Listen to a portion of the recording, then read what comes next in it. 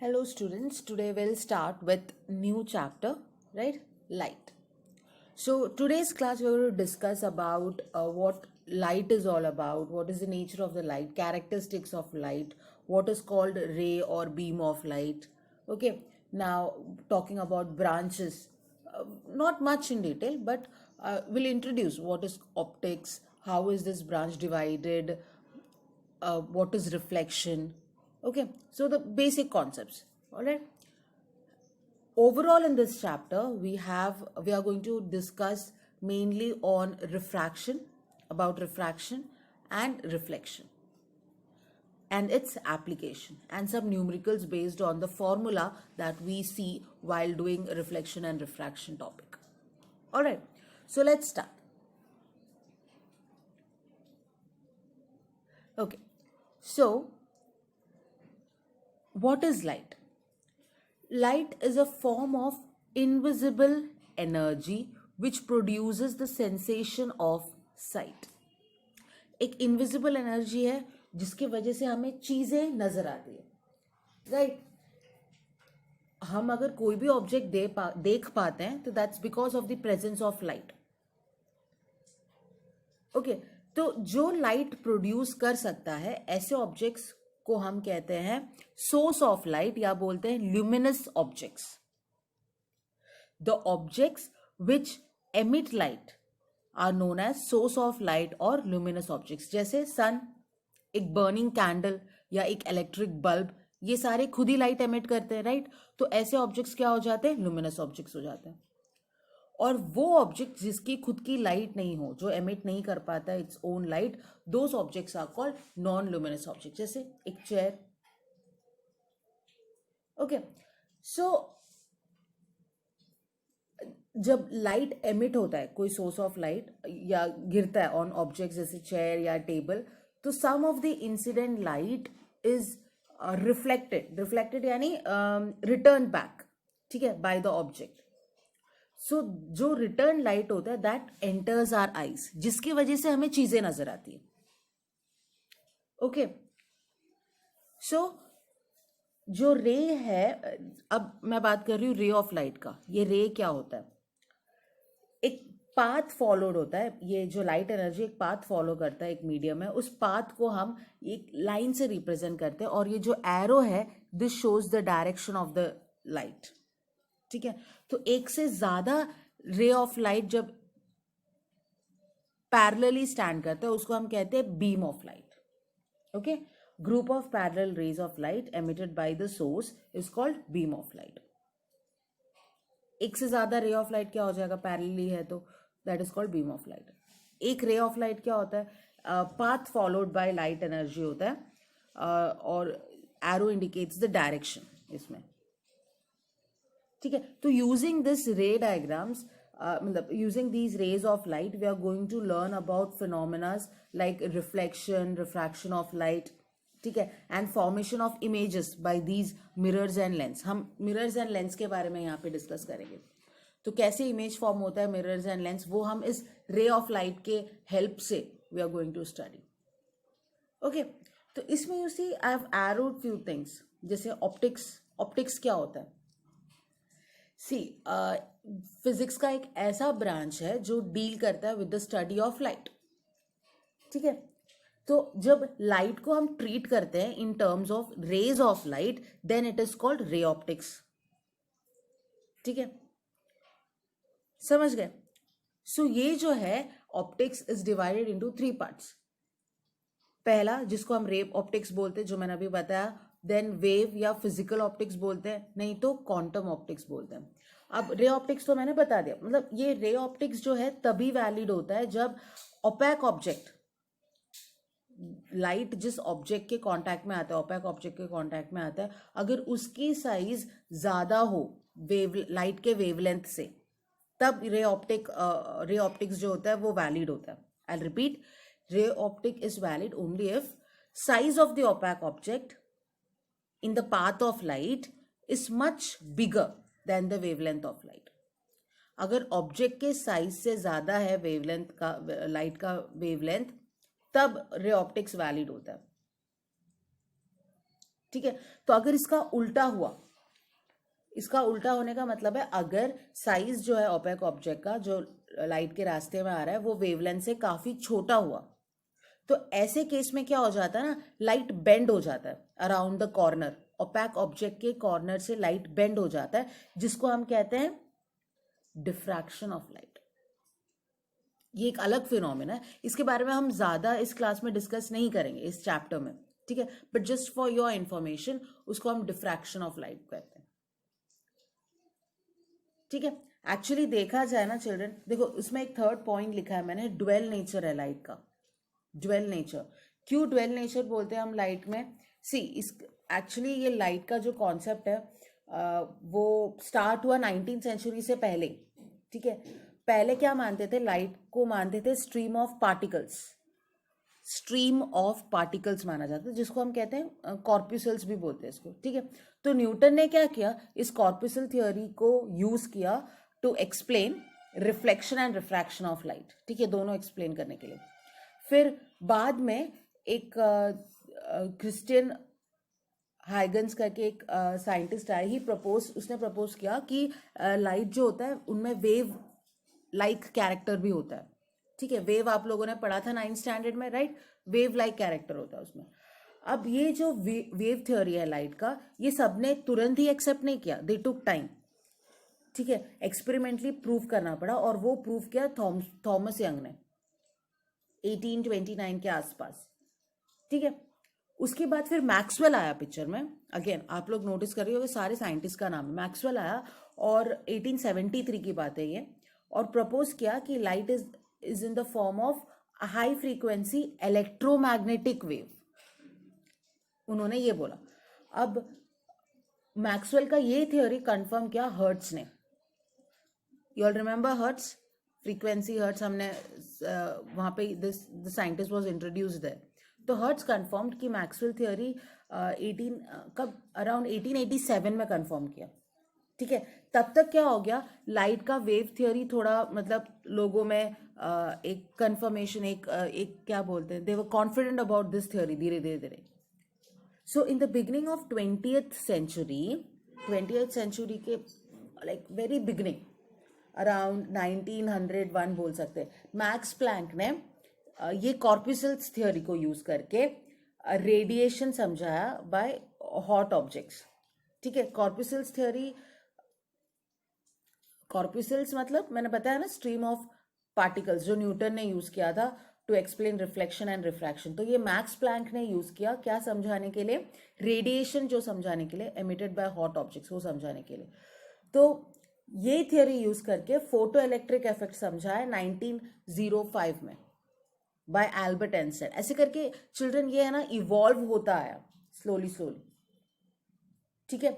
सो ये जो लाइट का एक्ट करना, like both particle as well as wave, दोनों तरीके से एक्ट करता है, वो पार्टिकल के फॉर्म में भी एक्ट करता है, वेव नेचर के फॉर्म में भी एक्ट करता है। जैसे फोटो इलेक्ट्रिक इफेक्ट की बात करती हूँ मैं, अगर लाइट कोई भी सरफेस में गिरे, जैसे अगर बात कर रही हूँ मैं पोटेशियम, तो इलेक्ट्रॉन्स निकलता है उसमें से, ठीक है, तो इसी को हम क्या कहते हैं, फोटो इलेक्ट्रॉन्स कहते हैं, जो इलेक्ट्रॉन निकला, और उस फिनोमिना को हम क्या कहते हैं, फोटो इलेक्ट्रिक इफेक्ट। तो ऐसे ये जो है लाइट के दोनों व्हाट डू यू से, दोनों नेचर बताया इसमें, it behaves as wave as well as stream of particles, तो इसलिए हम कहते हैं कि लाइट हैज डुअल नेचर, ठीक है। Not very important according to the syllabus, just for your information कि हम इसको डुअल नेचर क्यों कहते हैं, ठीक है। So this is the basic concept जो आप लोग को पता होना चाहिए। तो इसमें थ्योरीज नेचर ऑफ लाइट में आप लोग देखेंगे कि पार्टिकल नेचर के बारे में, वेव नेचर के बारे में बहुत बहुत कुछ है, पूरी बुक मिलेगी आपको इन सब टॉपिक्स के बेस पे, ठीक है। So I just introduce these terms to you all, you just need to know all this, ठीक है। अब आगे का देखते हैं। वैसे मीडियम, लाइट का मीडियम, यानी कहने का मतलब है कि substance through which light pass होता है या प्रोपोगेट होता है, उसको हम कहते हैं medium of light. Medium of light क्या होता है, सब्सटेंस मीडियम ऑफ लाइट होता है substance through which light propagates या ट्रेवल्स, ठीक है, उसको मीडियम ऑफ लाइट बोलते हैं। 3 है ट्रांसपेरेंट, ठीक है, ट्रांसपेरेंट ऑब्जेक्ट हो सकता है वो सब्सटेंस, ट्रांसलूसेंट हो सकता है, नहीं तो ओपैक हो सकता है। ट्रांसपेरेंट का मतलब है वो बॉडीज जो अलाउ करता है लाइट को टू पास थ्रू देम, मतलब बिल्कुल पास करने के लिए दे देता है, जैसे ग्लास या वाटर या एयर जो भी है, ये सारे क्या होते हैं, light easily travels by through them, ठीक है। ट्रांसल्यूसेंट ऑब्जेक्ट्स क्या होता है कि लाइट को वो पार्शली ट्रांसफर करता है, मतलब bodies that can transmit only a part of light through them, पूरे अच्छे तरीके से नहीं, थोड़ा पार्ट, उसको हम ट्रांसल्यूसेंट, जैसे पैराफिन वैक्स हो गया, ग्रीस्ड पेपर हो गया, वो हल्का हल्का पास करने देता है, कंप्लीट पासिंग नहीं होता, ठीक है, तो वो हो जाता है ट्रांसलूसेंट ऑब्जेक्ट। फिर ओपैक ऑब्जेक्ट्स जो बिल्कुल भी लाइट को पास होने नहीं देता, ऐसे ऑब्जेक्ट्स जैसे चेयर हो गया, डेस्क हो गया, ठीक है, ये सारे। अब आप लोगों ने ये नोटिस किया होगा कि जब sunlight falls on a solid objects जैसे बिल्डिंग हुआ या स्टोन हुआ या ब्लैक बोर्ड हुआ, तो एक शैडो फॉर्म होता है चिल्ड्रन, है ना, एक शैडो फॉर्म होता है बिहाइंड द ओपैक ऑब्जेक्ट। तो ये बताता है कि light always travels in a straight line, ठीक है, and light travels with a velocity of 3 into 10 raise to power 8, ये 108 नहीं है चिल्ड्रन, 10 रेज टू पावर 8 है, ये 8 मीटर पर सेकेंड, नॉट 108 नहीं है, 10 रेज टू पावर 8 मीटर पर सेकेंड, ठीक है। नाउ जैसे मैंने कहा when light falls on any surface, हम क्या क्या देखते हैं वहां पे, ठीक है, मान लेते हैं ये कोई सरफेस है, ग्लास, एक ग्लास मान लेते हैं, मीडियम 2 जो है, ये जो है वो ग्लास है, और मीडियम 1 जो है एयर है मान लेते हैं। तो क्या पॉसिबिलिटीज है, जब जो लाइट सरफेस पे गिरता है हम उसको क्या बोलते हैं, इंसिडेंट लाइट बोलते हैं, ठीक है। तो कुछ क्या करते हैं, कुछ गिरते हैं और गिरने के बाद क्या हो जाता है, इस तरफ रिफ्लेक्ट हो जाता है, राइट, जहां से आया उसी मीडियम में वापस चला जाता है। कुछ क्या करता है, बेंड होके लाइट वो मीडियम से निकल जाता है, और कुछ एब्जॉर्ब हो जाता है। ये 3 चीजें होते हैं, रिफ्लेक्ट होते हैं, जो बेंड करके निकल जाता है उसको हम रिफ्रैक्शन बोलते हैं, ठीक है। तो रिफ्लेक्ट होता है, कुछ रिफ्रैक्ट होते हैं और कुछ एब्जॉर्ब होते हैं, ये 3 चीजें देखते हैं। So the part of the incident light is turned back into the first medium, जिसको हम कहते हैं रिफ्लेक्शन ऑफ लाइट। रिफ्लेक्शन का कहने का मतलब है bouncing back of light to the same medium, मतलब एयर से आया लाइट, ठीक है, सरफेस पे गिरा और एयर पे वापस चला गया, रिफ्लेक्ट हो गया, समझ गए। अब रिफ्रैक्शन क्या होता है, part of incident light is transmitted into the second medium, दिख रहा है आपको यहाँ पे, इंसिडेंट लाइट क्या हो गया, रिफ्लेक्ट, ऐसे होने की जगह कुछ रेस क्या हो गया, ऐसे पास हो गया सेकंड मीडियम से, शोइंग अ बेंडिंग। तो ये जो फिनोमिना है बेंडिंग ऑफ लाइट, उसको हम क्या कहते हैं, रिफ्रैक्शन कहते हैं। ये हम डिटेल में डिस्कस करेंगे जब हम ये टॉपिक्स इस चैप्टर में स्टार्ट करेंगे, ठीक है। और एक थर्ड पार्ट होता है जिसको हम कहते हैं एब्सॉर्प्शन ऑफ लाइट, वो लाइट एनर्जी के कुछ पार्ट को सेकेंड मीडियम क्या करता है, एब्जॉर्ब कर लेता है। तो ये 3 चीजें पॉसिबल है। इंटरफेस, इंटरफेस मतलब ये जो बाउंड्री दिख रहा है आपको, पहला और सेकेंड मीडियम के बीच का ये जो बाउंड्री है उसी को हम इंटरफेस कहते हैं, ठीक है। सो ये लाइट का बिहेवियर, ये पॉसिबिलिटीज है 2 मीडिया के बीच में लाइट क्या क्या कर सकता है, या फिर रिफ्लेक्ट होगा या फिर रिफ्रैक्ट होगा, नहीं तो एब्जॉर्ब होगा, ये चीजें हम एक्सपेक्ट कर सकते हैं, ठीक है। अब आगे देखते हैं, अब बात करते हैं रिफ्लेक्शन ऑफ लाइट। रिफ्लेक्शन जैसे मैंने बोला, जब लाइट गिरता है सरफेस में तो वो बाउंस बैक होता है टू द सेम मीडियम, जिसको हम कहते हैं रिफ्लेक्शन ऑफ लाइट। आपको ये रे डायग्राम दिख रहा है, इंसिडेंट लाइट गिरा और उसी मीडियम में वापस चला गया, बराबर। तो ये हो गया reflection of light. When a beam of light falls on any surface, a part of it is sent into the same medium, तो उसको हम कहते हैं रिफ्लेक्शन, या कह सकते हैं bouncing back of light to the same medium after striking the surface, उसको क्या कहेंगे? रिफ्लेक्शन। समझ गए? तो इसमें अब नेक्स्ट 3 पॉइंट्स जो यहाँ पे है, पॉइंट 1, 2 एंड 3, यह आपको इंसिडेंट रे क्या होता है, रिफ्लेक्टेड रे क्या होता है, एंगल ऑफ इंसिडेंस क्या है, नॉर्मल क्या है, ये बताया। तो मैं आपको क्विकली बता देती हूँ कि क्या है ये। जो रे, ठीक है, इंसिडेंट रे क्या होता है? जो रे रिफ्लेक्टिंग सरफेस पे गिरता है, ठीक है, तो यहाँ पे आपको दिख रहा है ये वाला जो रे है, वो हो गया इंसिडेंट रे। नॉर्मल क्या होता है? ये जिस सरफेस में लाइट गिर रहा है उसका एक परपेंडिकुलर लाइन हमने ड्रॉ किया है to the reflecting surface at point O. यहाँ पे जो एन ओ आपको दिख रहा है, एन एंड ओ, ये जो डॉटेड लाइन्स है, ये क्या हो गया? जो परपेंडिकुलर लाइन है उसको हम कहते हैं normal to the reflecting surface. ठीक है, तो जो नॉर्मल और इंसिडेंट रे एंगल बनाता है उसको हम कहते हैं एंगल ऑफ इंसिडेंस। ये आई से डिनोट हो रहा है। जो एंगल नॉर्मल और रिफ्लेक्टेड रे बनाता है that becomes angle of reflection. ठीक है, तो मैं आपको अब समझा देती हूं कि लॉज क्या है रिफ्लेक्शन का। लॉज ऑफ रिफ्लेक्शन क्या है? पहला ये है कि ये जो एंगल बना है आई और आर, ठीक है, तो पहला रूल यही है कि angle I is equal to angle R. This is the first rule.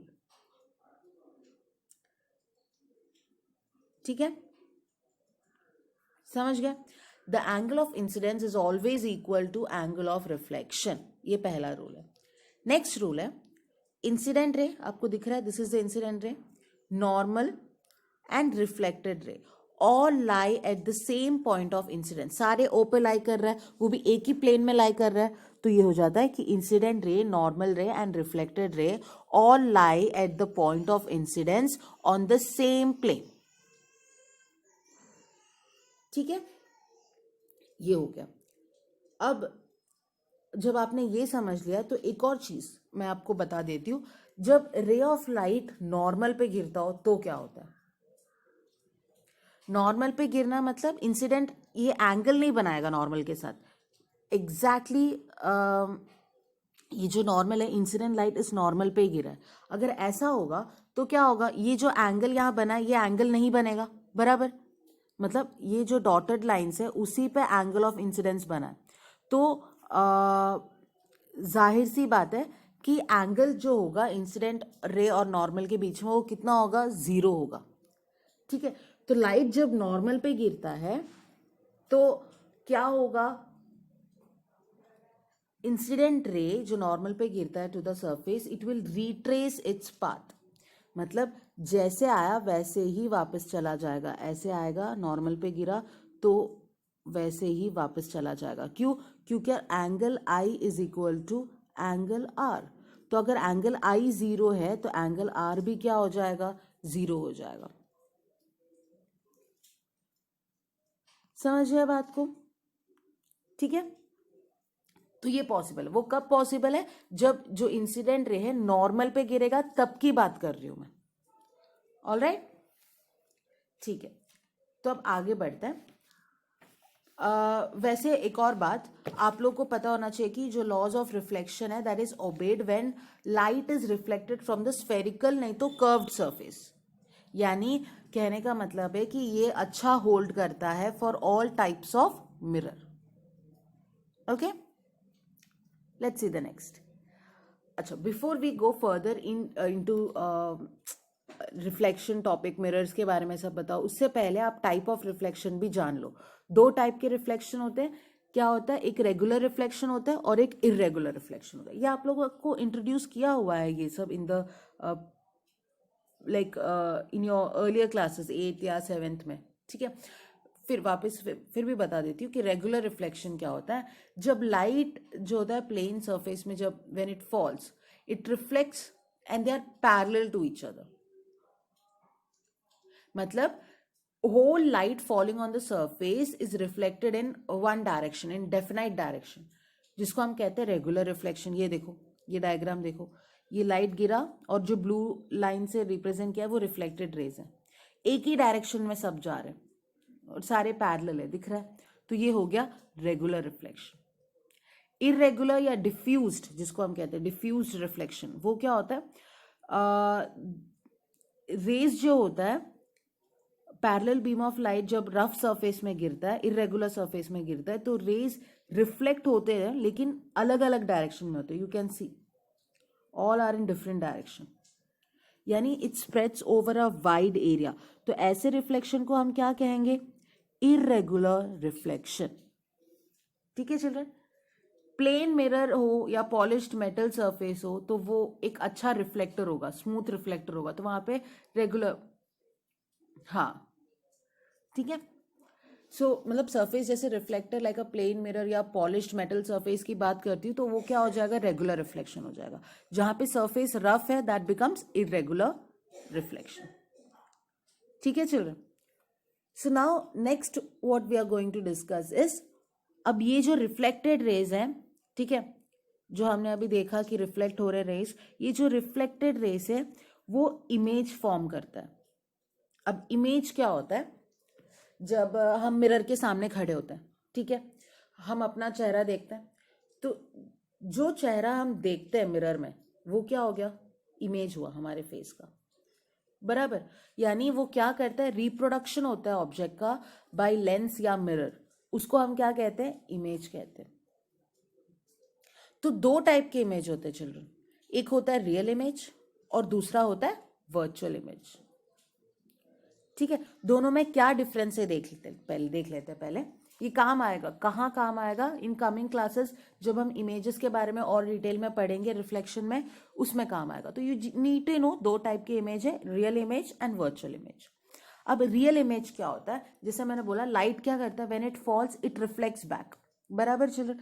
तो ये जो रिफ्लेक्टेड रेज है they actually meet at a point, एक पॉइंट में मीट होते हैं ये लोग सारे, तो वो आपको देता है रियल इमेज।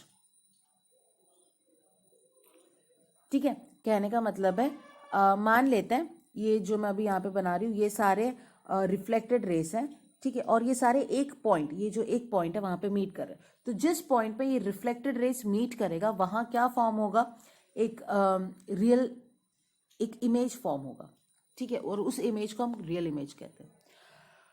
अब वर्चुअल इमेज क्या होता है, जब ray of light do not meet at a point, वो एक्चुअल में मीट नहीं कर रहे, हमें ऐसा लगता है कि वो मीट कर रहे हैं, उसको हम वर्चुअल इमेज करेंगे। इसको अच्छे से समझेंगे हम लोग रे डायग्राम में children in the coming class, ठीक है, डोंट वरी।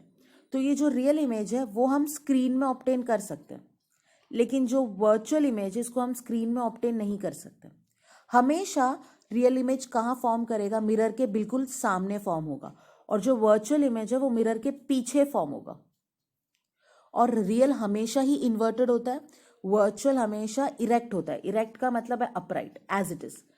देखो अगर रियल इमेज फॉर्म हुआ है, अगर ये ऑब्जेक्ट मान लेते हैं, ये जो है इसको ऑब्जेक्ट मान लेते हैं, अगर रियल इमेज है तो इसका उल्टा आएगा आपको इमेज, ठीक है। अगर वर्चुअल इमेज होता तो इसका virtual image as it is form होगा, ऐसा ही फॉर्म होगा, ठीक है, ये चीज है। तो ये जो चीज़ें आप और समझेंगे व्हेन रे डायग्राम, जैसे मैंने कहा आगे चैप्टर में हम लोग एक बार स्फेरिकल मिरर्स के बारे में सब पढ़ेंगे, तो उसमें कुछ केसेस आएंगे, उसमें इमेजेस के बारे में डिस्कशन होगा, तो आप और अच्छे से समझेंगे कि रियल इमेज क्या होता है, वर्चुअल इमेज क्या होता है। पर उसको समझाने के लिए मैंने एक सिंपल एग्जाम्पल प्लेन मिरर का लिया हुआ है। वैसे आप लोगों को पता है कि प्लेन मिरर कौन सा है, जो आप हर दिन खड़े रह के तैयार होते हैं, मिरर जिस मिरर के सामने आप तैयार होते हैं, that is what plane mirror, ठीक है। तो उसमें जो आप अपने आप को देखते हो वो क्या है, वर्चुअल है, वर्चुअल और रियल। आप जैसे खड़े हो आप वैसे ही नजर आते हो। क्या डिफरेंस आपको नजर आता है, आपका लेफ्ट राइट हो जाता है, राइट लेफ्ट हो जाता है, वो उसको हम क्या कहते हैं, लेटरल इन्वर्जन कहते हैं। तो दो कैरेक्टरिस्टिक्स हमने अभी देख लिया, क्या देखा, image form by plane mirror is virtual and erect and it is laterally inverted, left right हो जाता है, राइट लेफ्ट हो जाता है। और दो कैरेक्टरिस्टिक्स है, आपकी हाइट बदलती है आप जब मिरर के सामने खड़े रहते हो, नहीं, यानी ऑब्जेक्ट का हाइट और इमेज का हाइट जो होता है वो सेम होता है, इक्वल होता है। एक कैरेक्टरिस्टिक ये हुआ। एक और है, जितना दूर ऑब्जेक्ट मिरर से होता है उतना ही दूर इमेज मिरर से होता है। यानी the distance of the object from the mirror is same as that of the distance of the image from the plane mirror. यानी image distance from the mirror and object distance from the mirror is equal children. Okay, समझ गए इतना. अब next class में हम क्या देखने वाले, we are going to go through spherical mirrors. Types of mirrors हम डिस्कस करेंगे कि मिरर क्या होता है, कितने टाइप से मिरर है, उसमें हम डिस्कस करेंगे स्फेरिकल मिरर्स के बारे में. उसमें terms related to spherical mirrors हम देखेंगे, ठीक है, और टाइप्स देखेंगे. कुछ रूल्स हैं, लाइट जब मिरर पे गिरता है तो कुछ रूल्स फॉलो होता है, तो वो क्या क्या रूल्स हैं डिटेल में will discuss in the next class.